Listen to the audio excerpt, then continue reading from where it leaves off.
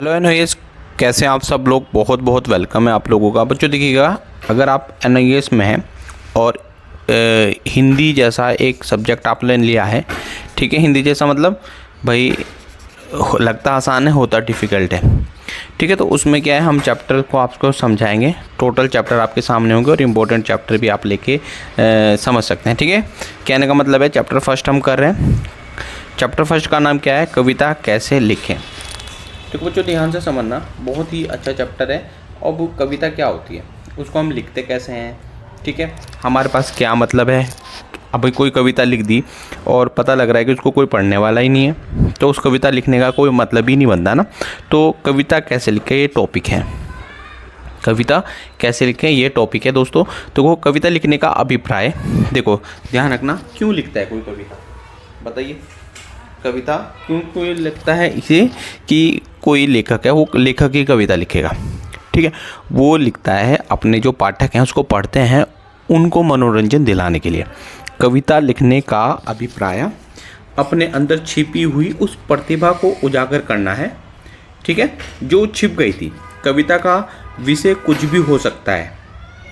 क्या दोस्तों, कविता का विषय कुछ भी हो सकता है। प्रथम बार कविता आसानी पूर्वक नहीं लिखी जा सकती।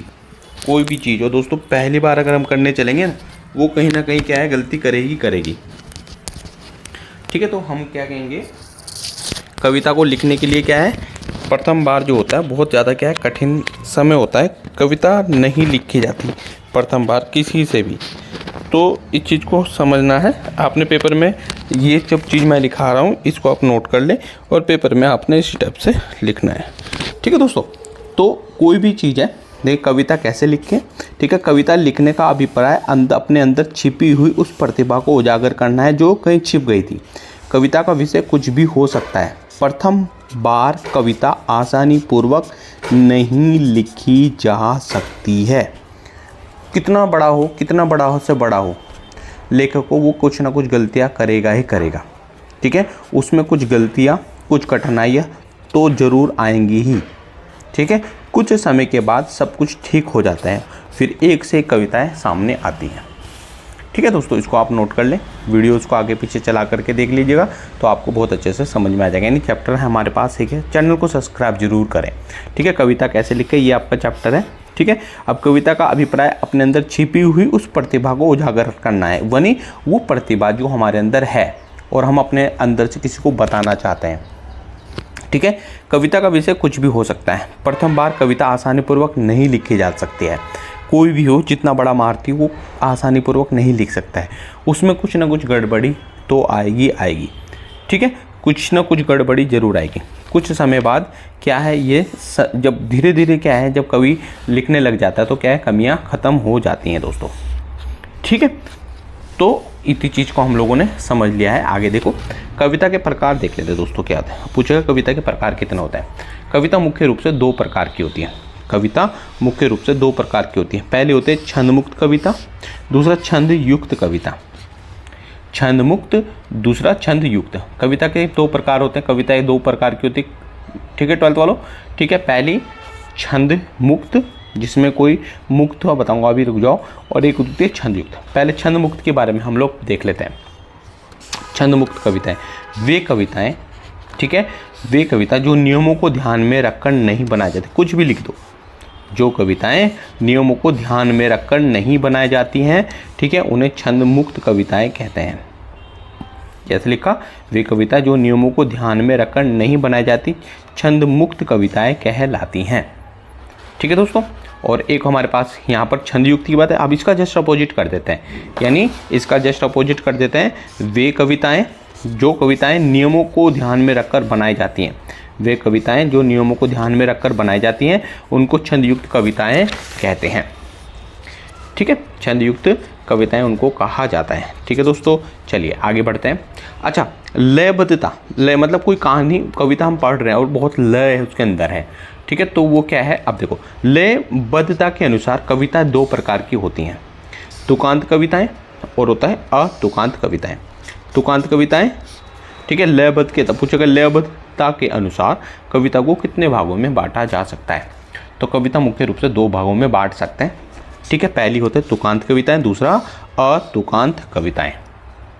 ठीक है। अब देखो तुकांत कविताएं क्या है, तुकांत कविताएं क्या है बच्चों, देखिएगा इसको। देखो तुकांत कविता के बारे में देख लेते हैं। तुकांत कविताएं वे कविताएं होती हैं, तुकांत कविताएं वे कविताएं होती हैं जिनमें तुकांत उपस्थित होते हैं। अभी तुकांत क्या है अभी मैं बता देता हूँ। इन कविता की पंक्ति के अंत में कुछ ऐसे शब्द होते हैं जो पाठकों को पढ़ने में मधुर लगते हैं। ठीक है, क्लियर हुआ, उनको तुकांत कहते हैं। और उनको पढ़ने से कोई कठिनाई, उनको पढ़ने में कोई भी कठिनाई नहीं आती। किन्हें? पाठकों को। जैसे मैं पढ़ रहा हूँ और मुझे पढ़ने में कोई भी कठिनाई नहीं आएगी दोस्तों। ठीक है, तो इसको तुकांत कविता कहते हैं। अब ध्यान से समझना, तुकांत कविताएं छंद मुक्त भी हो सकती हैं। तुकांत कविताएं छंद मुक्त भी हो सकती हैं। क्लियर है? ठीक है जी, चलो आगे बढ़ते हैं। तुकांत कविताएं छंद मुक्त भी हो सकती हैं। अब देखो अतुकांत की बात कर लेते हैं। ठीक है, अतुकांत क्या होता है ये पूछेगा। देखो अतुकांत कविताएं वे कविताएं होती हैं जिनमें भाव की प्रधानता होती है, ये छंद युक्त नहीं होती हैं, ये छंद युक्त नहीं होती हैं, है ना। अतुकांत कविताएं वे कविताएं होती हैं जिनमें भाव की प्रधानता होती है, ये छंद युक्त नहीं होती है। ठीक है दोस्तों, अब कविता को कैसे लिखें, अब ये देखो टॉपिक बनता है कविता को कैसे लिखें जिससे कि पाठकों को अच्छा लगे। बहुत से ऐसे पाठक हैं, ठीक है ध्यान रखना दोस्तों, बहुत से ऐसे पाठक हैं जिनको कविता पढ़ने को नहीं मिल पाती, अच्छी कविता नहीं मिल पाती है। लिख रहे हैं कुछ लोग बाग अपने मन को लिखने के लिए, लिख दो भाई कुछ भी लिख दो, लेकिन नहीं, आपने देखा होगा बहुत सारे लेखक ऐसे हैं जिन्होंने कविता खूब लड़ी मर्दानी, वो तो झांसी वाली रानी थी, है ना, लिखा था हम लोगों ने, पढ़ा था, हमने नहीं लिखा, हमने पढ़ा।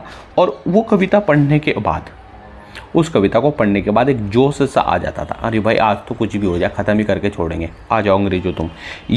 एक रचनाकार का यह उद्देश्य होना चाहिए कि पाठकों को जो कविता पढ़ने को मिले वो अलंकृत हो। अब अलंकृत क्या होती है, यानी यहाँ पर लिखो बहुत से ऐसे पाठक हैं, कविता को कैसे लिखे, बहुत से ऐसे पाठक हैं उनको कविता पढ़ने को नहीं मिल पाती, अच्छी कविता नहीं मिल पाती दोस्तों। ठीक है, वो ढूंढते रहे, उनके पास संकलन ही नहीं है। ठीक है, एक रचनाकार का एक यह उद्देश्य होना चाहिए कि पाठकों को जो कविता पढ़ने को मिले वो अलंकृत हो। बेटा चैनल को सब्सक्राइब जरूर करें, ठीक है, दूसरे को भी बताएं। देखो इस समय हमें चैनल की सब्सक्राइब की नीड है। ठीक है, हम भी चाहते हैं कि सबके सामने हम लोग आएँ। ठीक है, इसलिए यह आवश्यक है कि कविता को लिखने से पहले कविता पर शोध किया गया हो। शोध मतलब कोई कविता लिखी उसके बारे में पढ़ लो भाई, ठीक है, कैसी कविता है, लोगों को पसंद भी आएगी नहीं आएगी, कविता पसंद भी तो आनी चाहिए। लिख तो हमने दिया भले कुछ भी, लेकिन कविता को ऐसा लिखो कि पसंद आए। ठीक है, एक अच्छी कविता को लिखने के लिए कुछ महत्वपूर्ण बिंदुओं को ध्यान में रखा जाना नितांत आवश्यक है। एक अच्छी कविता को पढ़ने के लिए या लिखने के लिए कुछ महत्वपूर्ण बिंदुओं को ध्यान में रखा जाना नितांत आवश्यक है। पहला कौन सा? ठीक है, विचारों के लिए चिंतन करना। ठीक है, क्या विचार उसके अंदर है, विचारों के लिए चिंतन करना। दूसरा, एक अच्छे विषय को तलाशना। ठीक है, कविता का एक मेन उद्देश्य होना चाहिए कविता को तलाशना, उसके अंदर क्या आवश्यक है, क्या कैसा लगेगा लोगों को पढ़ के। ठीक है, काव्य रूप को चुनना, काव्य रूप को चुनना। तीसरा, चौथा हमारे पास है जिस विषय को चुन रहे हैं उस विषय से संबंधित अन्य कविता को पढ़ना। यानी हम कोई सब्जेक्ट, हमने कोई टॉपिक चुन लिया, टॉपिक चुनने के उपरांत हमें उस टॉपिक को अन्य टॉपिकों से क्लियर करना पड़ेगा। ठीक है, कोई भी है, जैसे कि आप साइंस वाले विद्यार्थी हैं, ठीक है, तो आपने टॉपिक पढ़ा, ठीक है, चलो आपको समझना है तो भाई चलो किसी और ने कैसे लिखा उसके बारे में हम पढ़ लेते हैं। ठीक है, तो ये कविता को पढ़ना आवश्यक है। अपनी कविता को अलंकृत करना, अलंकृत का मतलब क्या होता है, सजाना धजाना। ठीक है, उसको अलंकृत कहा जाता है। ठीक है भाई, तो ये समझ लेना। और ये अनुमान लगाना कि पाठकों को कौन सी पसंद है कविता, कौन सी कविता पसंद नहीं है। ठीक है दोस्तों, यह अनुमान लगाना कि पाठकों को कविता पसंद भी है या नहीं भी है, ये कविता पढ़ के उसको अच्छा भी लगेगा या नहीं भी लगेगा।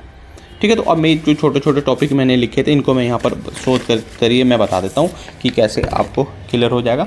ठीक है बच्चों, तो यहाँ पर समझने की कोशिश करना क्योंकि इम्पोर्टेंट है, और पहला चैप्टर अगर हमें इस टाइप से टॉपिक क्लियर नहीं होंगे तो हम नहीं कर पाएंगे। अब देखो क्या है, विचारों का चिंतन करना, ये टॉपिक क्लियर कर लेते हैं, विचारों का चिंतन करना। ठीक है बेटा, चैनल को सब्सक्राइब जरूर करें, शेयर जरूर करें, एक दूसरों को भी बताएं। ठीक है, क्योंकि आप जब तक शेयर नहीं करोगे तब तक आपको कोई फ़ायदा नहीं है। ठीक है बच्चों, देखोगा विचारों का जो चिंतन है, ठीक है, वो किस टाइप से करना है। विचारों के लिए चिंतन करना। क्या विचार है उसके ऊपर सोचना पड़ेगा हमें थोड़ा सा कि भाई कैसे हम टॉपिक लिख रहे हैं, कैसे टॉपिक नहीं लिख रहे हैं, क्या लिखना चाहिए हमें। जैसे कि पाठक जो पढ़ने वाले, जैसे कि मैं कुछ भी लिख दूं, ठीक है भाई, तो आपको क्या अच्छा लगेगा? नहीं। तो क्या है, तो ध्यान रखना कि 1 मिनट, एक कैमरा हिल गया।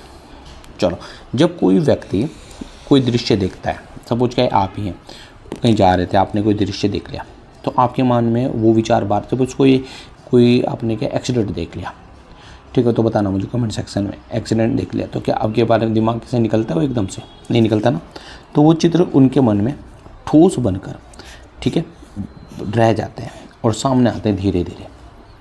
जब कोई व्यक्ति दुख में हो या सुख में हो तो उसके सामने कई प्रश्न आते हैं। ऐसा लगता है कि विचारों की आंधी आ गई है, ठीक है, एकदम से आते रहते हैं। अरे यार, उसका जो भी था आते रहता है ना दोस्तों, आप लोगों ने देखा होगा इस चीज़ को, उसके विचारों की आंधी आती रहती है, ठीक है। इसी को कविता रूपी माला में पिरोया जा सकता। क्या है? इसी को कविता विरोधी जो कविता है उसके जैसा हम लोग इसमें डाल सकते हैं, ठीक है दोस्तों। चैनल को सब्सक्राइब जरूर करना बच्चों। एक अच्छे विषय को हम कैसे तलाश सकते हैं? एक अच्छी कविता को लिखने के लिए सटीक विषय का होना आवश्यक है, ठीक है।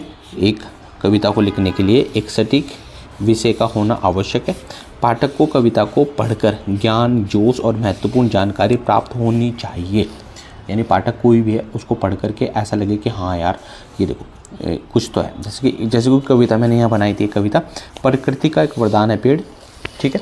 प्रकृति का वरदान है पेड़, मानव पर उपकार है पेड़, इन पेड़ों को छटा निराली, इनसे ही सब कुछ हरियाली, इनसे ही सब और हरियाली, ठीक है। धूप में छाया है पेड़, भूखे का भोजन है पेड़, ठीक है। यह सब कुछ तो है देते, सब कुछ देते हैं, कभी नहीं रखते अपने खैर, कभी भी अपने पास नहीं रखेंगे दोस्तों, सब कुछ हमें दे देते हैं। मानते हो ना? लकड़ी जलाते हैं पेड़, कभी नहीं जलाते। फल खाते हैं पेड़, कभी नहीं खाएंगे।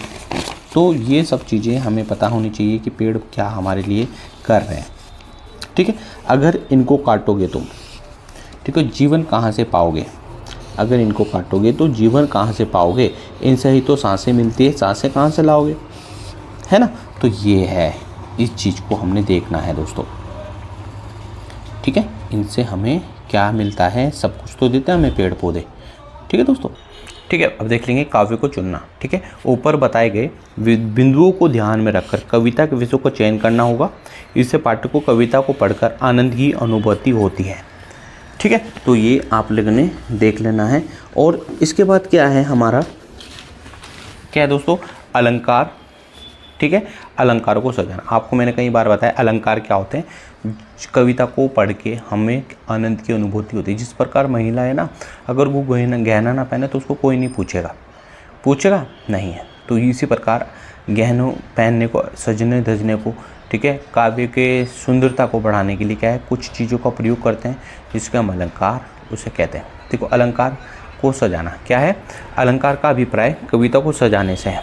जिस प्रकार कोई महिला अपने गहनों को से सज धज जाती है, उसी प्रकार कविता में अलंकारों का प्रयोग से काव्यों में सुंदरता आ जाती है, ठीक है। पाठकों के लिए अनुमान लगाना कि उसको क्या पसंद है, पाठक, इसे बोलते हैं पाठकों की खोज, ठीक है। तभी पूरी होगी जब कविता का विषय सटीक होगा, ठीक है। तभी ये पूरी होगी जब कविता का विषय सटीक होगा, ठीक है। कविता पूर्ण रूप से अलंकृत होगी तो पाठकों को पढ़ने में भी क्या है, सुख की अनुभूति होती है, ठीक है बच्चों। चैनल को सब्सक्राइब करो, शेयर करो। इसी टाइप से हम लोग आपके सामने बहुत सारी चीज़ें लेकर के आ रहे हैं। Thank you so much. जय हिंद, जय भारत। और चैनल को सब्सक्राइब जरूर करो फटाफट। चलिए, थैंक यू। फिर दूसरा चैप्टर में अपडेट कर देता हूँ।